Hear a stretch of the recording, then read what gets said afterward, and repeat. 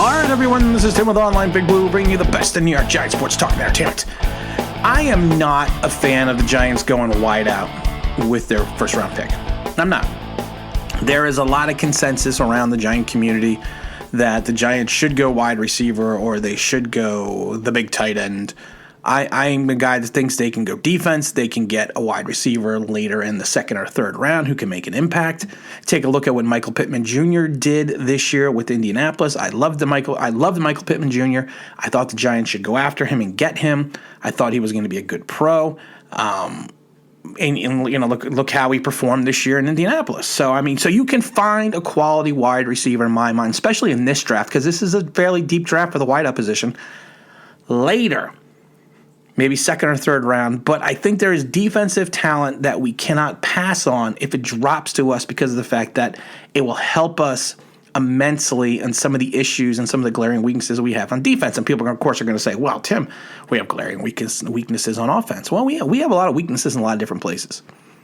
And we need to try to address, you can't address all of them in the draft, just like you can't address all of them in free agency.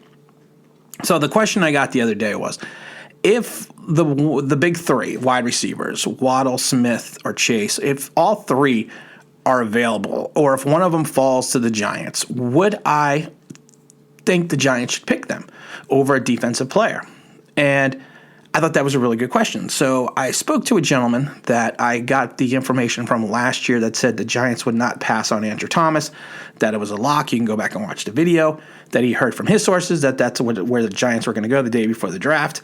And I value his opinion because he's been an evaluator in the league for over 30-something years. So I asked him about all three wide receivers and what are the pluses or the minuses so I could make an astute opinion or astute observation before I make my choice. And, he gave me some information, so don't shoot the messenger because a lot of this does not come directly from me, but it's going to help me decide that if one of these three were available, which one would I choose, which one would I pass on, which one do I think the Giants should just really target. So the first person he wanted to talk about was Chase out of LSU. Chase is an interesting prospect. He's 6'1", 208 pounds. I'm not going to say he's not a burner, but he's not the fastest guy in the draft. He runs in a high 4.4, low 4.5. He had that fantastic season in 19, record-breaking. 1,780 yards, 20 touchdowns. And a lot of people are wondering if that season was attributed to Joe Burrow, or maybe even possibly the offensive coordinator, Joe Brady. That he created an environment for Chase to really just produce. Now, of course, Chase has good size. He's got good athleticism. I was told that his flexibility and his agility probably is not, where it should be, but it's probably average, and he's, and my friend was telling me he's got so many great traits, but none of them he would say were elite. But if you take a combination of everything that he does well and put it together, then he could become, a dynamic number one receiver in the NFL. Which I thought was very interesting. Now, one of the things that he said that one of the biggest traits for Chase is the fact that he's what they refer to, or what he referred to as a wide receiver who can go up and get the contested pass. That if you put him in a 50-50 matchup with with the contested throw, he's going to come down with it. And he says, that is something that you can't teach. That's something that Plaxico Burress had. Burress, he with his size, with his body, with his athleticism, he just basically outjumps receiver. And Chase's ability to extend the catch window and fight for the 50-50 balls, that's an invaluable trait. Now, the problem is, and when my friend was telling me, was sometimes wide receivers who rely on contested catch abilities tend to not play well at times in the NFL, tend to have limited success in the NFL. Now, this is a great thing to have, but when this is one of your focal points of your game, it's probably not, it's not the best trait to have. Now, the good thing still with Chase is he does have the ability to gain separation on, again, this is all at the college level, but, and that's one of the things that the Giant fans always talk about, separation. We're not getting separation. But he has the ability to gain separation. He's incredibly active. He's got reliable hands. He's always seemed like he's in control even in midair.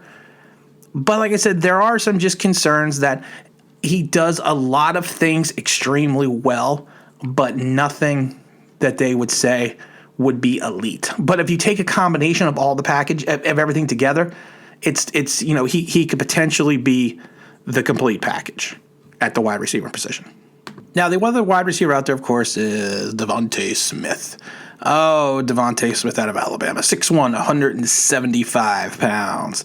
He is an interesting prospect because I think he can play multiple roles. I think he has a large ability for versatility. I mean, I think he can play on the edge. I think he can create mismatches in the slot. My friend was telling me he's an extremely polished route runner. He's well developed in his understanding of how to create separation again, just like Chase. He's just one of these guys that has so many things going for him. He also can be invaluable on special teams. He's proven that he is a dangerous punt returner. So I mean that's something that you always need in the NFL. I mean they used to have early in his career. They used to have OBJ returning punts at times, to try to create that momentum. Even though I know Joe Judge doesn't believe in momentum, but he can help change the momentum on a single punt return. He's an explosive player. He was probably one of the most explosive players in the country. Now, one of the things that my friend was telling me is while he has all these wonderful traits and how he has these quickness, he has what we refer to as elongated strides, which help him eat up room when he's running, so he can create that separation. He is slight of frame, and they're saying that, or some people are saying, I don't know how people know this, that he may not gain much more on his 6'1", 175-pound frame. So blocking has always been an issue for him. And also the fact that when you're going to play against some of these bigger and stronger corners in the league, he's got to make sure he has the ability to get off the line and get around these guys, and that's going to be a question mark. But again, like Chase, he's got all the attributes, he's got all the abilities. He has just some things that are, he probably has. I would say in my mind, he has more elite traits than Chase. But again, like I said, his size at 6'1", 175 pounds may be a concern. Now, like I said, I don't know how pro scouts would sit there and tell you he's probably not going to gain any more weight on his frame. I mean, I guess there's a way to figure that out. But but like I said, when my friend's telling me his biggest concerns is he doesn't see him gaining any more weight, and he's going to lack the body strength, really to be blocking either downfield, or may potentially have issues getting off the line with some bigger, more physical cornerbacks. But again, he would be another solid pick.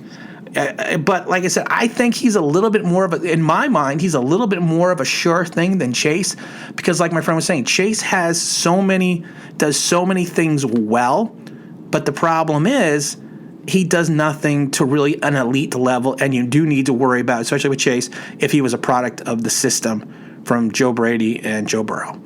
So let's get into our last option. Of course, that's going to be Jalen Waddle.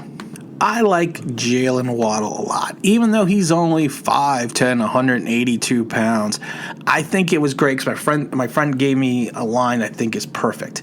He said that Jalen Waddle is an easy separation generator, which means he can generate separation anywhere from on the field, that he is that dynamic even at that size. I mean, that he can really change he could change the complexion of the game with his athleticism and with his ability. He really has a unique skill set for a guy that's a smaller wideout. I mean, you would think that he is a lot better, a lot bigger than he is, and he's got the speed, that some defenders are incapable of reaching. So it's like, I think it was funny because someone said it's like he's playing a game sometimes with a jetpack on. That he has the capability of running a variety of routes. He's a threat at all levels of the field. Like I said, my buddy says he's an easy separation generator. He's just a guy that he still needs to get a little bit more polished on his route running and his intermediate routes. But he can work on that. He's just got, there's just so many things that he does well, that the things that he does not do well, those things that he does well just outshines all the things that you would say were in the bad column.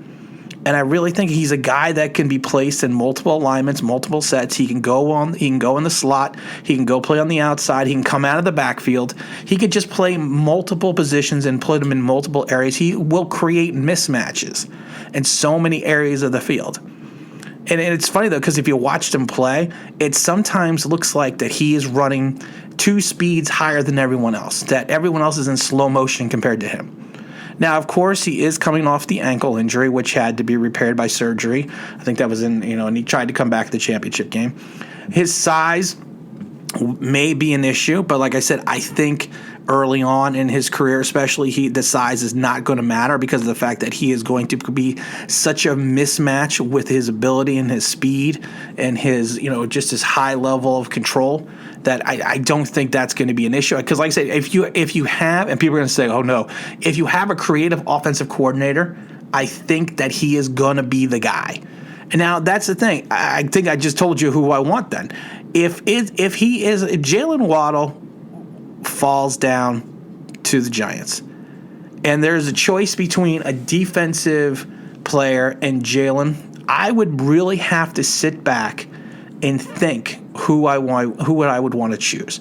I think if you're looking at pure talent and pure ability and the ability to offer different nuances to your offense, there's nothing wrong with Devante Smith or Chase, but I just have a feeling that Jalen Waddle would be the guy, would be the man. I don't think he's going to be there for the Giants, but I just feel that his explosiveness, I think his explosiveness at times can dwarf OBJ early in his career because of the fact that I think that he can do more at his smaller frame than OBJ did.